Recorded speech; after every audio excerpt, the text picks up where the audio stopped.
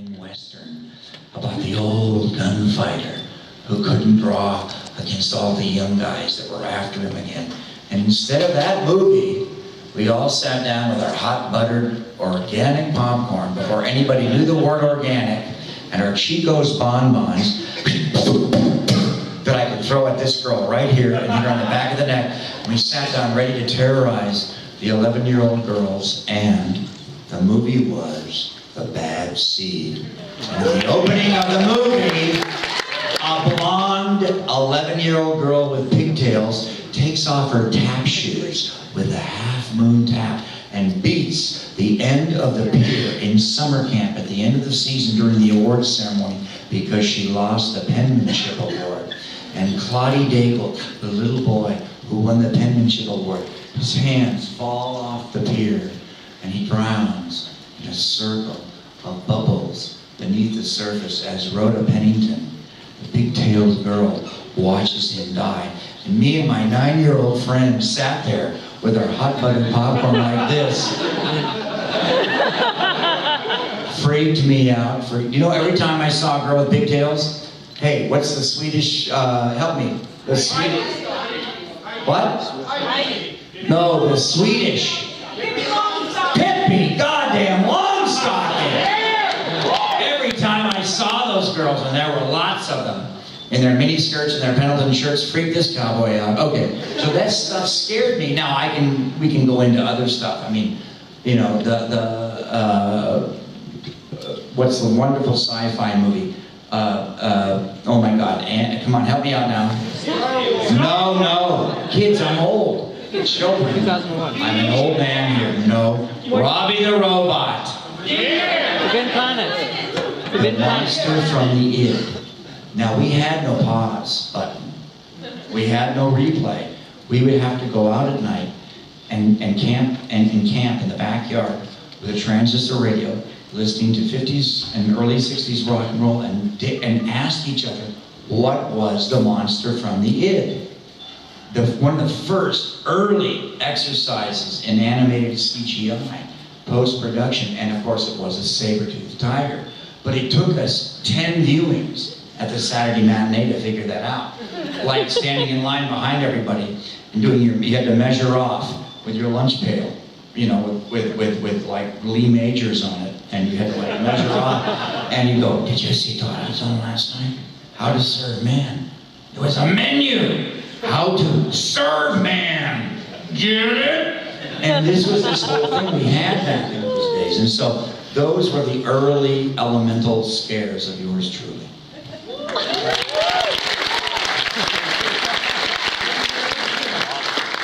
Behind you here, so I can barely see you, so really wave your arms. I can see you.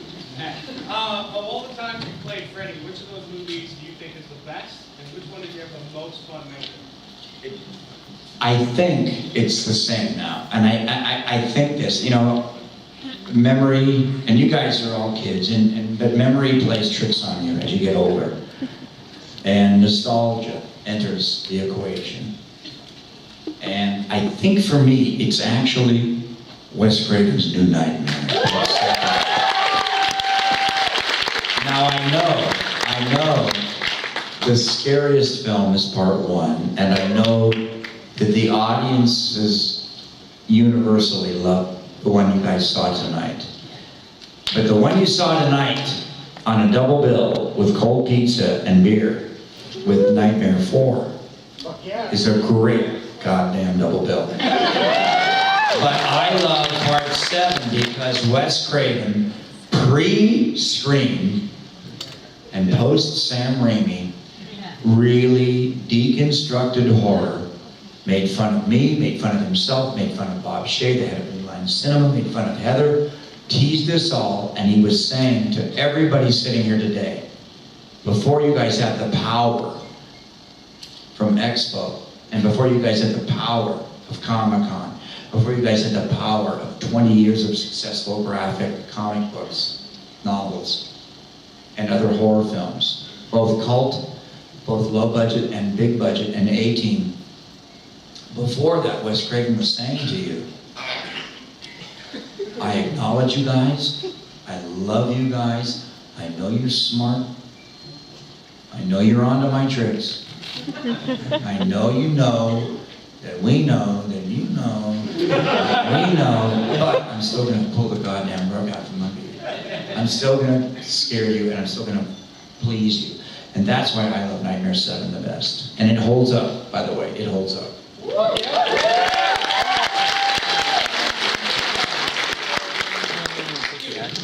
What's some of the weirdest Freddy merch that you've seen? Well, the single weirdest is in my book, Hollywood Monster. The single weirdest thing I ever saw is Nancy and I, my wife, who's somewhere out there. And I know it's psycho and Freudian, but I married. And she and Heather could be sisters. It's really sick. I'm sorry. I apologize now. But Nancy and I are in Russia. And this is just before Glasnost and all of this. And we get a private VIP tour of Catherine the Great's Summer Palace. And it's like every art test you've ever had to take, every art appreciation class you've ever had to take, every painting you've ever seen in a goddamn book is in this museum. And it's an old Russian woman, right, with 3 tiers of fat and a cigarette burning down to her knuckles, leaning back in a chair, and the smoke is discoloring a Chagall or a Picasso. And we have the whole place to ourselves. And Nancy and I can't believe it. It's phenomenal.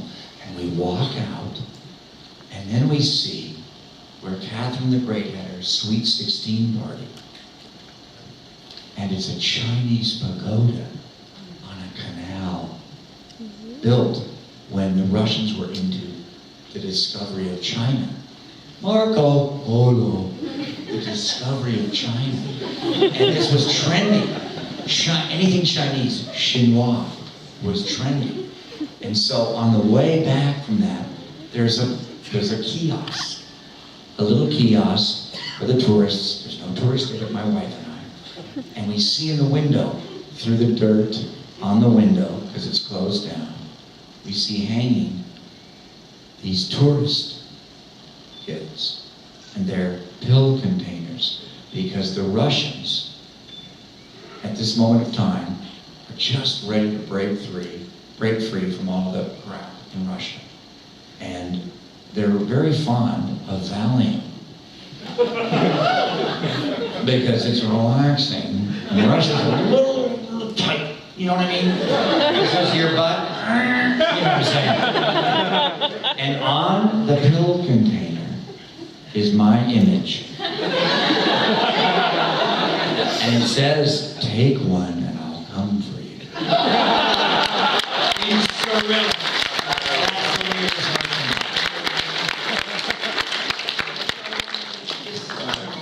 Well, I have to go with this gloved hand there. Hey, Mr. Englund, how you doing? Pretty good. Excellent. You were the voyeur character. You were the epitome of fear when I was young. And I have here a 1984 glove that my brothers used to scare me with. And it freaked Are you, you're damaged then? And I'm looking at your sweater too, dude. Yeah. So it wasn't until I got older that a character, someone like you could scare me that much, that how badass that was. So I was wondering if you wouldn't mind drawing the glove and signing my copy of my grandma. Oh, am I getting...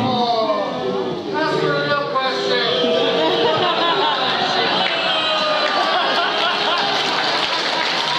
In the lobby. And you gotta buy me a really good white wine. I'd be happy to. Next!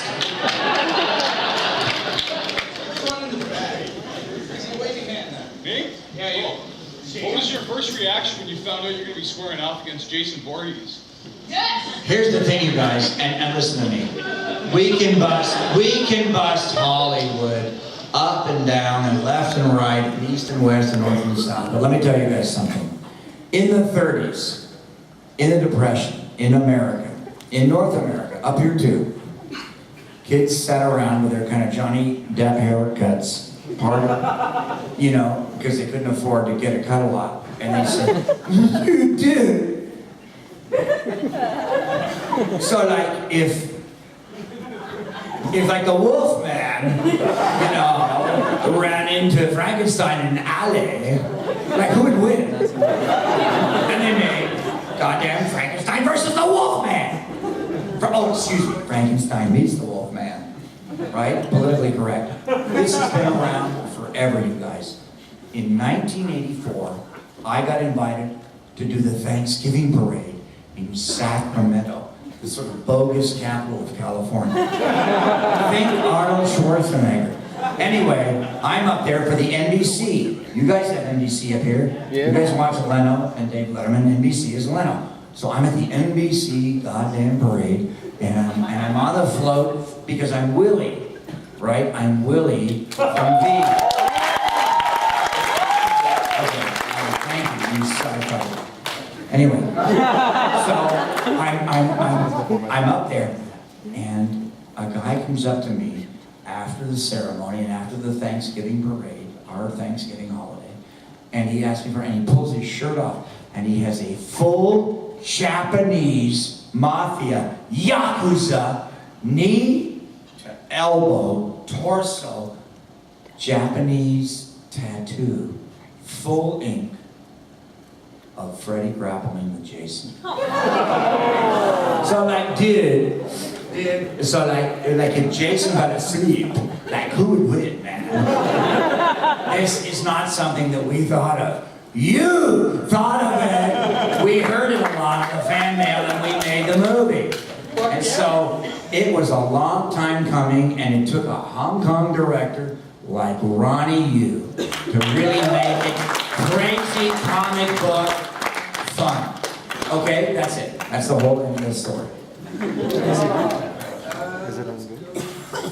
That movie? I had a blast in theaters watching it. It was fun. It's goofy, but it's good. I didn't pray. I didn't prepare. I just got on board. I got on board the challenge of the makeup, my trust in Wes Craven, a genius, and at some point, you guys got to understand how David Miller had just done Thriller. Right? Pretty good stuff. So I go out to David's San Fernando Valley house, and I'm sitting in a retro antique barber's chair, and I'm doing the makeup tests for Freddy, and I'm looking at these like burn photos, you know, from the Veterans Administration, guys like in Vietnam that were torched, right? So I'm looking at this shit, and it's like I'm vomiting practically in the bathroom, and we're creating the makeup, and I'm watching it develop in the latex tests, and finally we get it kind of resolved, and we're putting it on. And there was a little more drippy flanges at that time because they wanted to backlight drips off my ear and stuff, as opposed to the chewed ear, which I like as the metaphor, kind of like the dogs of hell, you know, kind of nipped at Freddy, you know, on his way to hell. He didn't quite get there. He wound up in purgatory, messing around with all the kids for the next 6 sequels. But anyway, and I'm looking in the mirror, and my prep happened then. After 4 hours of makeup and tests and itchy, and colostomy bag, Frank Sinatra glue all over me. Oh, it's Mia Farrow, I'm booking. Anyway, so I'm doing this, and oh, thank you. I love the adult laughs here. Anyway, and so I'm like working, and I'm looking in the mirror, and that's when it starts to happen. And I'm looking at the creation and the colors and the blends that David Miller's doing, and eventually the genius Kevin Yeager as well. And then I'm looking in the mirror, and I have all that time. And I have like Good Morning America or AM Saskatchewan, you guys choose one. And because it's early in the morning, you know, and people are gonna come look at it. And that's when I kind of found Freddy. And a part of it was just the discomfort. I used the discomfort. And then later on, about 2 or 3 weeks into the shoot, I'm sitting in the Desilu Studios in Hollywood. And I'm next to the 2 most beautiful people in America. Johnny Depp, who's like a cherub Elvis, and Heather Langenkamp, who is a bite-sized Brooke Shields. Because Brooke's, you know, model size, and Heather, boys, we can flip her. She's a spinner. And they're on either side of me. But here's the thing. I'm a 32-year-old actor. and they're basting me with KY jelly. And I'm real itchy. Johnny Depp, who's never needed makeup in his life, and Heather Langenkamp, who's more beautiful than Brooke Shields, they had fans, personal fan assistants, with like those little tiny fans. You guys know what those little pussy fans, you know? Like they need makeup. And I went, yeah, God damn it, my career's over. My career's over. And I envied them, and I was mad at them, and I envied them. I envied their beauty, and I envied their youth, and I envied their gifts, because I saw, not only did I see it, but my ex-girlfriend said he's going to be a star, about Johnny Depp. And Heather, oh, exquisite. And I envied it. And I said, oh, hey, I can use this. As an actor, Freddy hates beauty. Freddy hates youth. Freddy never had that. Freddy wants to punish Johnny Depp. And that's where I found how to play it. That's the psychological jump. Because I'm not a method actor, but that's the little leap I made.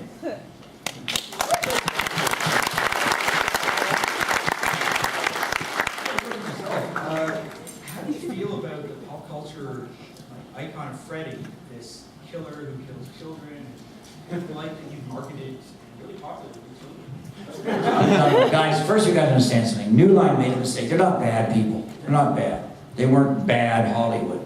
They never had a hit. They never had a hit. They were doing old Liv Ullmann movies. Do you want to have an abortion? I don't know. I'm too old. I'm Swedish. I don't. So they didn't know. They had no idea. They marketed it wrong. They went too young with the marketing. They weren't bad people. They made a mistake. Merchandise in those days was for kids. You know, crappy early Transformer shit. You know, come on. So, guys, it wasn't like it was an intentional thing. So I don't offer any apologies to that. It was a mistake. That's, you know, it was a mistake. Well, I think it's great. Let's go with this side. You. Yeah. Okay, I have to ask you about some of the questionable sub-themes in part 2. Yeah. Well, no, part 2. What's your name? Andres. Listen to me. Part 2, we were ahead of the curve. We all knew what we were doing. Guys, listen to me. I had phenomenal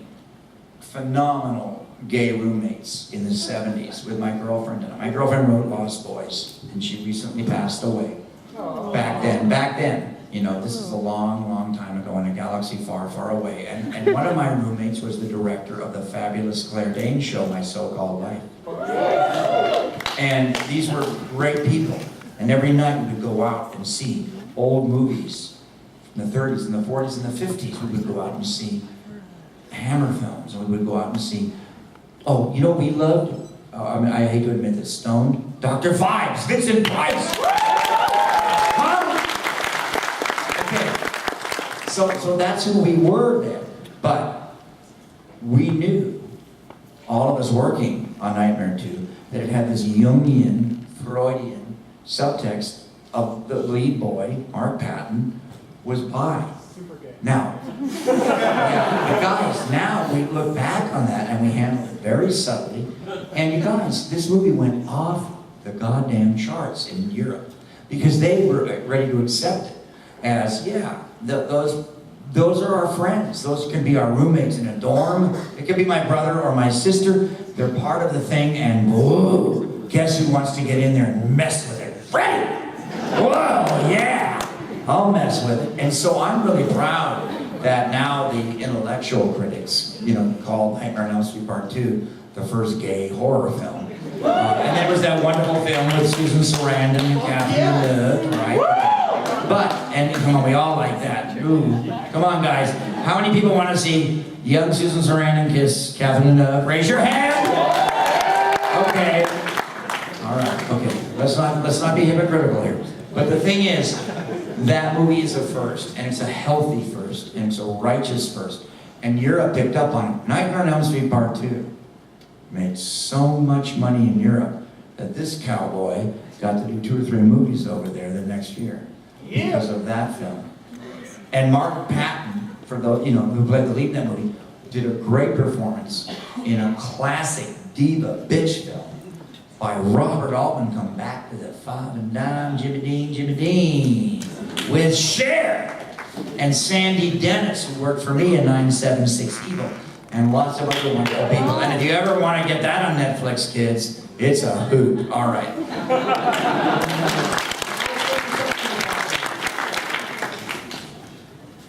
You there, that are you the edge. Yeah, you, in the hat. All right. In the hat? Don't I get 1,000 hats here? A couple of weeks ago, I watched Big Wednesday. Oh, Yeah, which I'd never seen before. I was quite to see it. I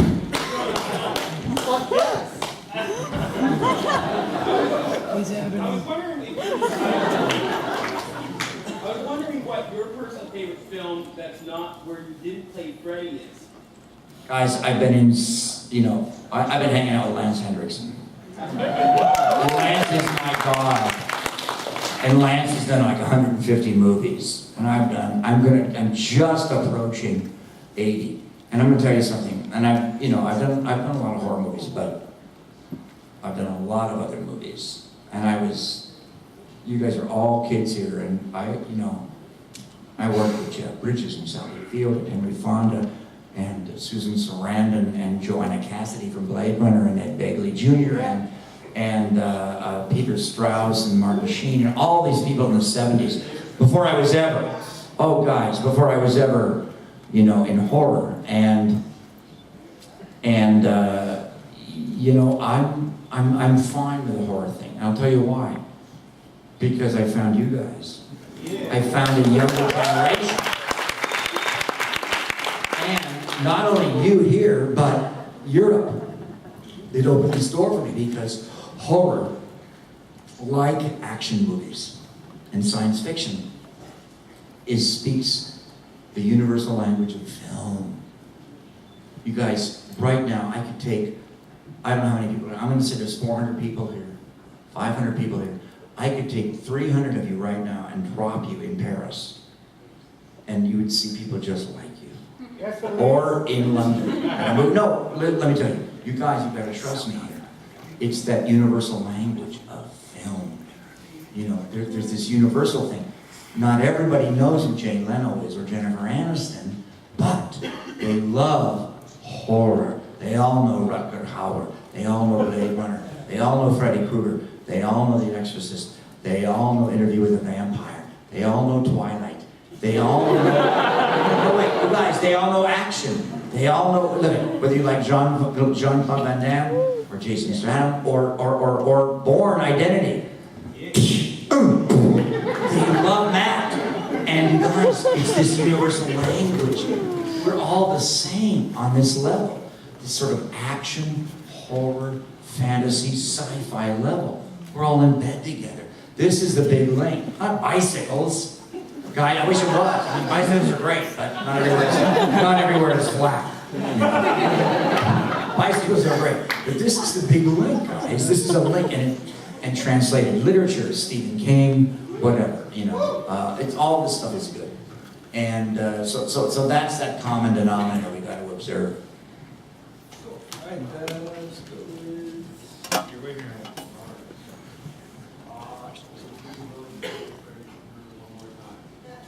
No, guys, here's what you got to understand. And listen, no, you guys got to hear me now. And you got to understand the truth. This is the truth. I'm a Hollywood boy. I'm a Hollywood boy. Born in the hills of Hollywood. I understand there's only so many stories to be told around the campfire. You guys, we hear the old joke, boy meets girl, boy loses girl, boy meets boy, whatever. Girl meets girl, Catherine Dennis, Susan Sarandon, no. You guys know what I'm saying. There's only so many goddamn stories. Boy kills mother, Anthony Perkins, come on down. Anyway, the guys, there's just certain, the Greeks knew this. The Greeks knew this. So, Hollywood has always remade their movies. Before anybody in this theater was born, Hollywood had made everything they'd ever made before. From the teens and the 20s and the 30s. And we will always do this. And I'm not going to bust you, and I'm not going to complain about you, But there's people that you all know that won't watch a black and white movie. And there's people that you know that watch Avatar on a phone. And they should go to fucking hell.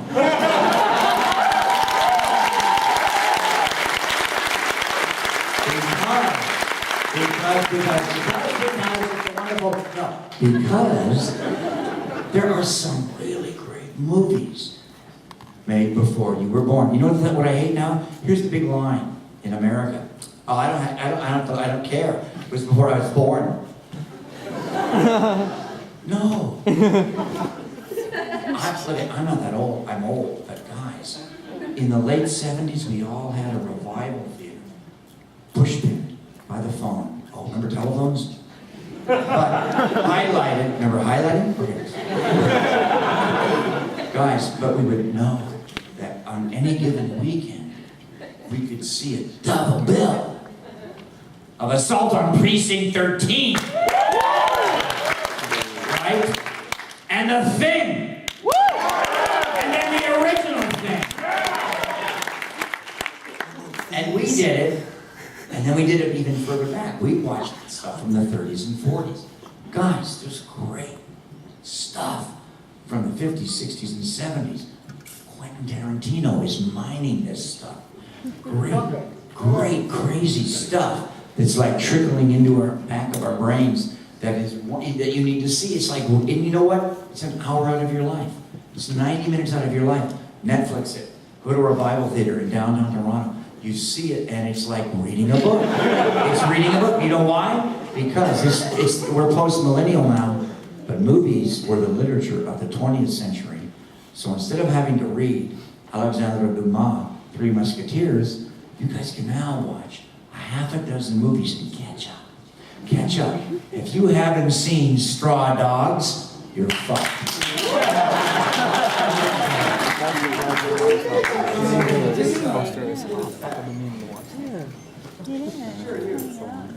On the aisle. I was going to ask you, you've worked with a lot of great independent filmmakers. We had here in Toronto Behind the Mask, The Rise of Leslie Vernon. And also, you worked with some other Canadians, Jack Brooks' Monster Slayer, another great film. By the way, can I do a parenthetical? Don't sit down yet, but Trevor Matthews has moved his production company to LA, and he's optioned one of the most extraordinary stories, Street Soldier. How many people here have seen The Departed? Jack Nicholson character hires assassins, and Trevor Matthews, Ottawa, producer, Steve McQueen, Canadian, Welsh heritage, has the script. He does, and it's unbelievable, you guys. Brook Street Films. Okay, go ahead. Yeah, I was going to say, can you tell us about your relationship with independent filmmakers? Because I think it's terrific that you work with them. Here's what happened to me, and guys, I'm not altruistic. I'm not a saint. I did a reality show, an early reality show that I believed in 2004, called Reel, R-E-E-L. Ooh, get it? Nightmares. And what we did was we took all these nightmares from people all over North America, and the ones that were really sick, we went and explored. So imagine me now in Toronto. We've found somebody that has a really bad dream, okay, and they've told us about it, right? And so now I'm walking down Bloor Street, and I turn off into an alley. And I walk down, and I'm beautifully lit from behind. Looks like I have more hair than I do. And I'm walking down the alley in a really cool black suit with tight black jeans. And I hop over the back fence. I walk into your yard. I knock on your door. You open the door, and I say, "Hello, my name is Robert Englund. I understand that there's a nightmare on your street." Then I went inside, and they told me their nightmare. Now wait. And I was sort of like faux shrink, right? Very nice, very attentive. Hopefully my bald spot's covered up. Now we love these people. We flew them back to LA, and we dropped them in the middle of their nightmare. We spent $1 million recreating it. Produced by the guy that produces Penn and Teller's bullshit. phenomenal. You know why you never saw it? Because we couldn't get the legal clearance on these people. Because halfway through the scene, where the kid is walking in knee-deep brown water in an underground canal with lots of sexual tubes and pipes in them, and there's a man following that grabs him from behind, we realize, oops, it's his stepfather. We can't get clearance. So we never showed him right here. I spent a year of my life doing this movie. Let me tell you guys, the girl from Alabama who had a clown fantasy, we put her in a 1910 mansion in downtown ghetto LA. Right? She knew what she was getting into. We hired the Jim Rose Circus. As psycho clowns. That was her fear. She went into the bathroom to pee and get ready for work. And in the bathtub, under 6 or 7 inches of, what's the Swedish vampire movie? Let the right one in. Let the right one in. Let the right one in, vampire plasma. Sits up a Captain Howdy clown. She opens the medicine cabinet. A Jim Rose Circus psycho. Heath Ledger clown. And this girl looked like Shelley Duvall. It's everything you want in a reality show. But we couldn't get the legal clearance. I spent a year of my life on this show. This was what I thought reality television should be. Don't call me stupid.